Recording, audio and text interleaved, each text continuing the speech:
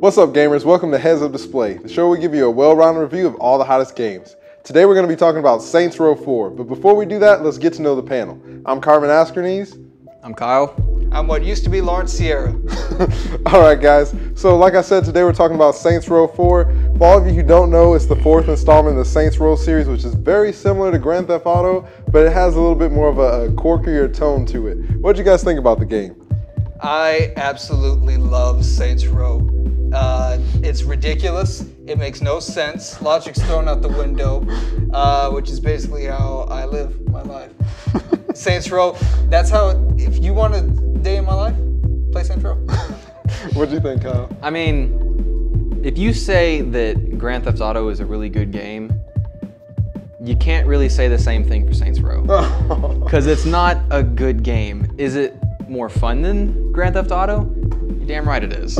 I mean, Saints Row, literally they take all the things that you want to do in Grand Theft Auto and multiply it. You know, nobody wants to run drug money for Don Julio or whoever your mafia that you're working for in this particular Grand Theft Auto segment. This one is just like, we're gonna give you lots of really weird, awesome guns and you just want to go murder people, murder more people and get more money. You're running people off the street. Just everything that you want to do in Grand Theft Auto, you actually get awards for in Saints Row. I really did like the creative side that the directors decided to go for this game. Like Lawrence said, it's very crazy. Saints Row 1 was very grounded, more like Grand Theft Auto, and as the series progressed, it just got more and more ridiculous. And in Saints Row 4, there are aliens and superpowers and... Your homie is what, Keith David, right? Yeah. Goliath, the voice of Goliath is your homie. He's your vice president. I mean, long story short is, if you've played the other games and you haven't gotten into this one yet, you are now the President of the United States of America. You live in the Matrix and the world has been destroyed by aliens.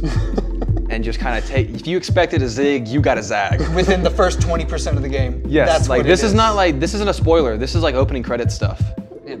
Like the aliens that you meet at the end of Saints Row the Third, they won.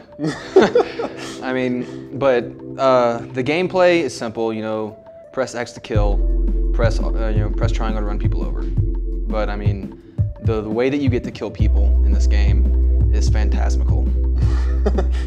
They revamped the penetrator. Yeah. Yes, it is now the Violator. Correct, and it's a giant tentacle.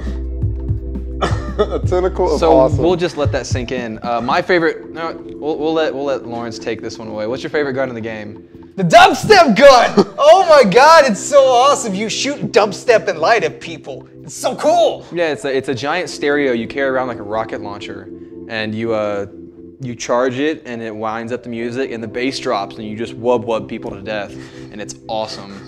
Who wouldn't want to wub somebody to death? Like seriously. Why isn't a Deadmau5 concert like that? But yeah, like these guys said, essentially the story is really ridiculous. It actually, as ridiculous as it is, you can really get into it. It's a little bit compelling, just like a wee bit. It's decent. I mean, it flows really well. Like as obscure as it is, it flows really well with the storyline from the other games. Like it all makes sense if you don't think about it. While at the same time, it feels like you're playing drugs. It does feel like you're under the influence of some kind, but I would say like with this game, they really do a good job of allowing the player to essentially play however they want. I know we say this a lot, but there's a lot of freedom in the gameplay. If you want to get all super powered up and just beat up enemies with your bare hands, you can do that. If you want to take the classic style and just use the guns, you can do that also. Now there are a lot of variety of ways to fight in this game, and it gets to the point where you get so powerful you don't even need cars anymore.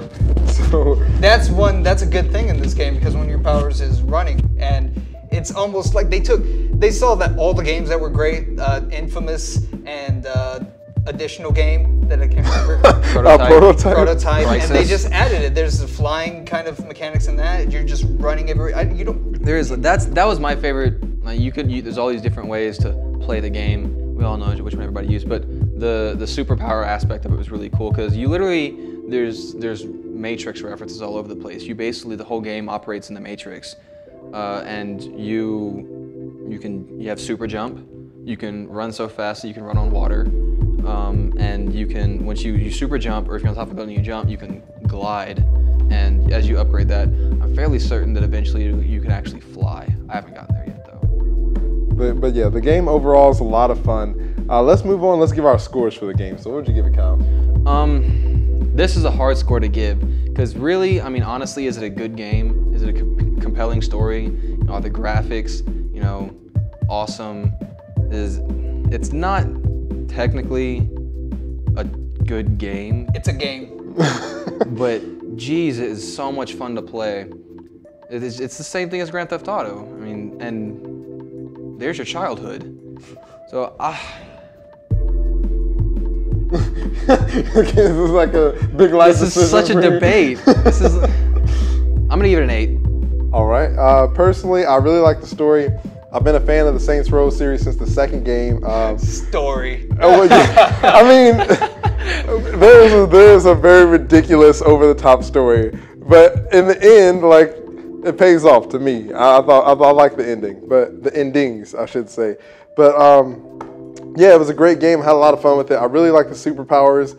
To me, some of the powers seemed similar to Star Wars, so it was a lot better than The Force Unleashed. I thought that was really cool. I could just kind of do whatever I want. I was an extreme BA. I'm going to give the game an 8. What about you, Lawrence?